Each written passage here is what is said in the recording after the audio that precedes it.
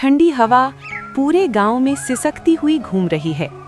छतों पर सफेद कोहरा जैसी हर आवाज को दबा चुका हो।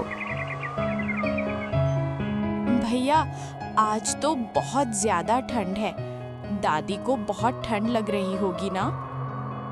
हाँ मीना, लकड़ियाँ सच में कम बची हैं, लेकिन डर मत, मैं कुछ ना कुछ जरूर कर लूंगा। दादी हल्की हल्की खांसी के साथ कमरे से बाहर आती हैं।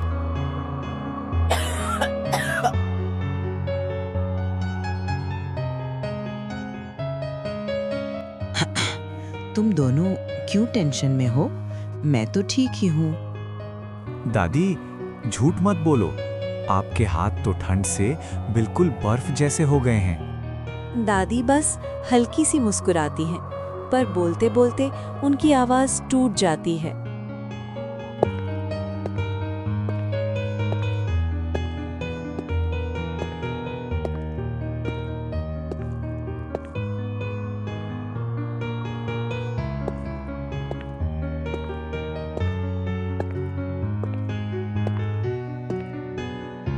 आरव चारों तरफ देखता है, बस एक फटा हुआ कंबल है।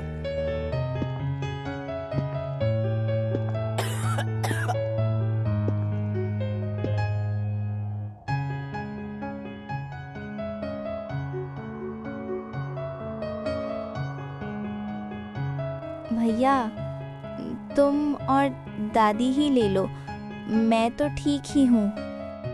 मीना, ये क्या बोल रही हो? तुम्हें ही तो सबसे ज्यादा ठंड लगती है।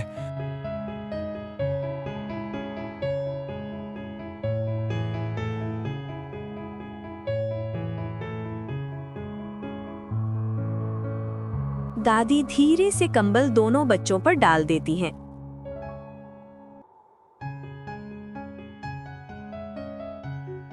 मेरी तो उम्र हो चली है बेटा, तुम दोनों की गर्माहट ही मेरी असली गर्मी है।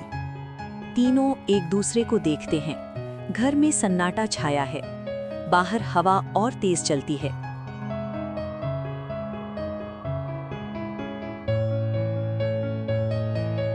आरव बाहर निकलने का फैसला करता है।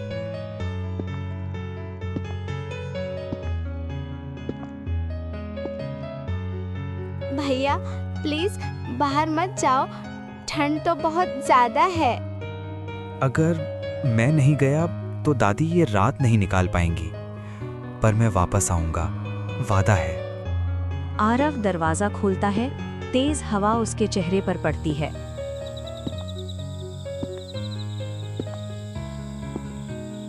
आरव सबसे पहले राहुल के घर जाता है।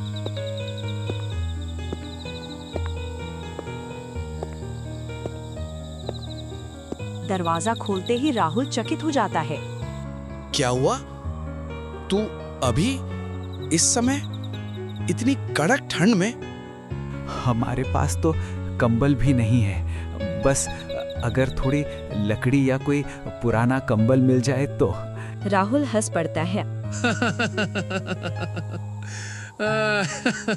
अरे कमाल है, मेरे पास तो बहुत कुछ है, पर मैं क्यों दूं? अपना घर संभालने में ही दिक्कत है। आरव की आंखें भर जाती हैं। राहुल, दादी सच में बहुत बीमार है, प्लीज कुछ कर दो। राहुल एक पल हिचकता है, लेकिन दिल सख्त करके इनकार कर देता है। आरव आंखें झुकाए मायूसी के साथ चला जाता है, और उसी पल राहुल बाहर से कठोर पर अंदर से पूरी तरह टूट जाता है। गांव के बाहर एक पेड़ के पास एक बूढ़ा मुसाफिर कांपता हुआ बैठा है। बाबा, आप बहुत ज्यादा कांप रहे हैं, ठंड लग रही है? बेटा, बस थोड़ी सी मदद मिल जाए तो ये ठंडी रात कट जाएगी। बाबा डरिए मत, मेरा घर यहीं पास है, चलो आपको भी गर्मी मिल जाएगी। बूढ़ा मुसाफिर कुछ पल रुककर आरव को बहुत गहरी नजरों से देखता है। आरव वापस आता है, लेकिन घर की आग बुझ चुकी है। भैया, आग तो बुझ गई। लगता है बेटा आज की ये ठंडी रात बहुत भारी पड़ने वाली है। आरव घबरा जाता है। वही बूढ़ा बाबा दरवाजे पर आता है। बेटा, अगर बुरा न लगे तो क्या मैं अंदर आ सकता हूँ?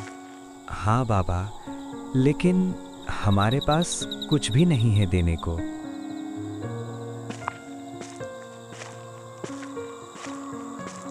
बूढ़ा अपनी गठरी खोलता है। उसमें एक पुराना लेकिन गर्म कंबल, थोड़ा सूखा खाना और एक स्मॉल मेटल हीटर है।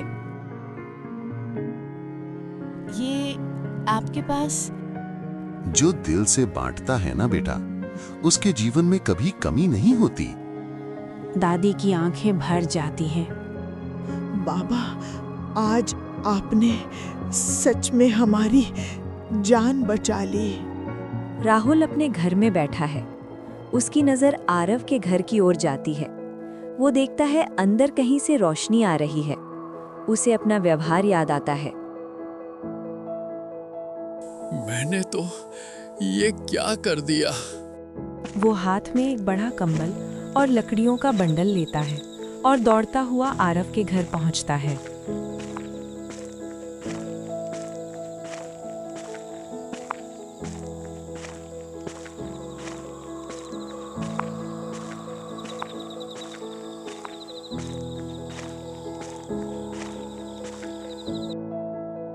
राहुल दरवाजे पर खड़ा है। आरव, सच में माफ कर दे भाई। ये लकड़ियां और कंबल मुझे पहले ही दे देना चाहिए था। कोई बात नहीं, तू बस आ गया, वही मेरे लिए काफी है। मीना और दादी भी मुस्कुराते हैं। सुबह सुबह घर गर्म है, आग जल रही है, सबके चेहरे पर सुकून है। बूढ़ा मुसाफिर दरवाजे पर खड़ा है। मैं चलूं बेटा? याद रखना, ठंड सिर्फ शरीर को जमाती है, पर नामर्जी, स्वार्थ और बुराई दिल को जमा देती है। आरव, मीना, राहुल सब भावुक होकर उसे जाते हुए देखते हैं। सर्दियाँ सिर्फ बाहर की नहीं होती, कभी कभी दिल की भी होती है। पर जो दूसरों को गर्माहट देता है, उसके दिल को कोई ठंड छू नहीं सकती।